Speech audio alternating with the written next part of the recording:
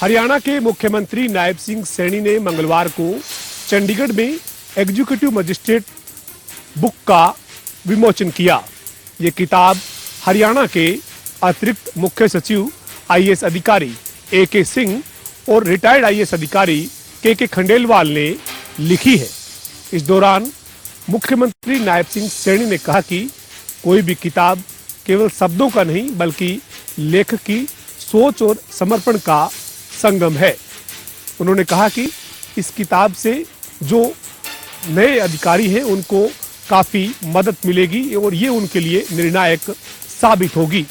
इसके साथ ही मुख्यमंत्री नायब सिंह सैनी ने कहा कि इस पुस्तक से आने वाले समय में जो तमाम अधिकारी हैं उनको जहां ये नई दिशा देगी वहीं ये उनको आगे बढ़ने में काफी मददगार रहेगी।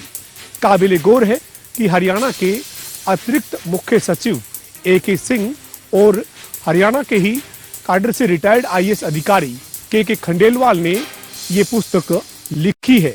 इस बुक विमोचन समारोह में कई अधिकारी मौजूद रहे।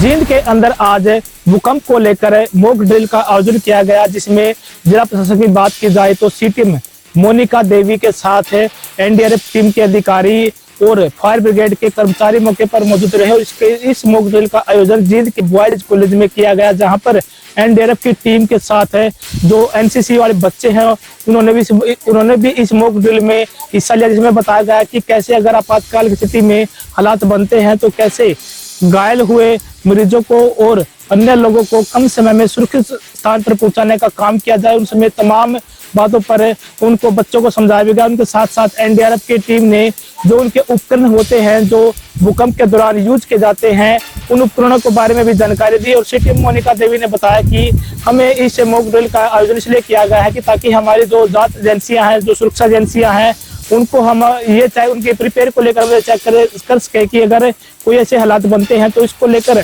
हमारे जो सुरक्षा एजेंसियां हैं वो अपने आप में कितना बेहतर काम कर पाती हैं।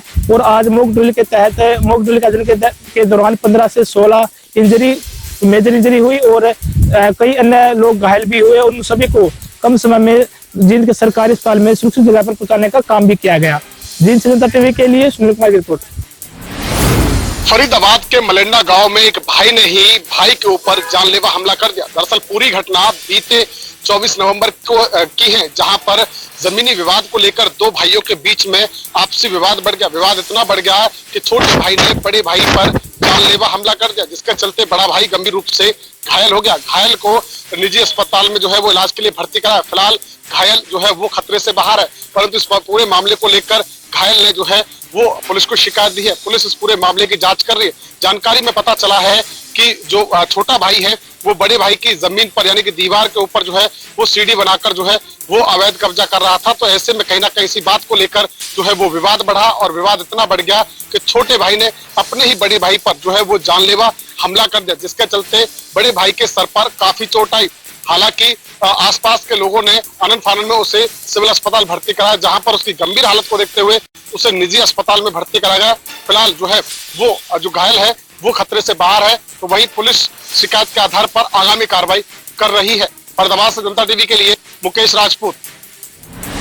पानीपत के कुटानी रोड स्थित जगदीश नगर में उस समय सनसनी फैल गई जब खाली पड़े प्लाट में एक नवजात बच्ची का शव मिला और उस शव को कुत्ते नोच रहे थे। वहीं इसकी सूचना एक महिला को मिली, जिसके बाद महिला ने शव के ऊपर कपड़ा ढका और पुलिस को सूचना दी।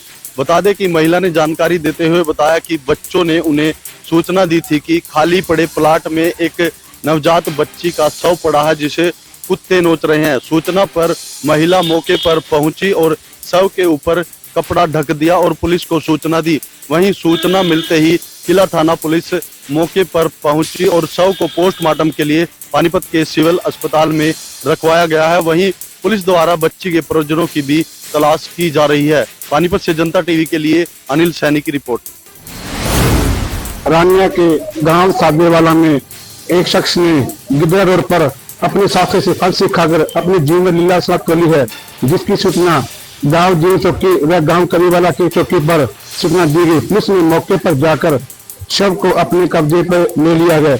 बताया जा रहा है कि यह शख्स की पहचान कर्ण पुत्र राजकुमार फतेहाबाद गांव नागपुर के जितनी हुई है। यह कर्ण गांव सादियावाला में पिछले काफी दिनों से आपके ननिहाल नानकों में आया हुआ था, जिसके कारण यह काफी पिछले दिनों से काफी परेशान बताया गया था। तकरीबन रात को तकरीबन 9 बजे यह अपनी नानी के पास सोया हुआ था। नानी ये बताया जा रहा है कि नानी को वॉशरूम का कहकर वह कमरे से बाहर चला गया था। काफी देर बाद जब वह रूम में नहीं आया तो नानी को यह लगा कि वह अपनी मामा के पास सोने के लिए चला गया होगा, जिसके कारण उन्होंने करण ने अपने बाहर जाकर बिदा रोड पर जाकर अपनी फांसी खाकर जीव लीला समाप्त कर ली है। जब सुबह उठे यहाँ के राहगीरों व गाँव वालों ने इसकी सूचना तुरंत गाँव में जाकर दी, जिसके कारण पुलिस ने मौके पर पहुंचकर शव को आप कब्जे में ले लिया। यह भी बताया जा रहा है कि करण के तकरीबन एक छोटा भाई एक बड़ी बहन भी बताई जा रही है। वह काफी दिनों से परेशान बताया जा रहा है। पुलिस ने शव को कब्जे में लेकर शिक्षा के सामान्य अस्पताल में भेज दिया गया और पोस्टमार्टम के लिए भेज दिया गया। अब देखना यह होगा कि पुलिस की आगे की कार्रवाई क्या होगी। कैमरामैन भूपिंदर जी के साथ जनता टीवी अमन बंसल की रिपोर्ट।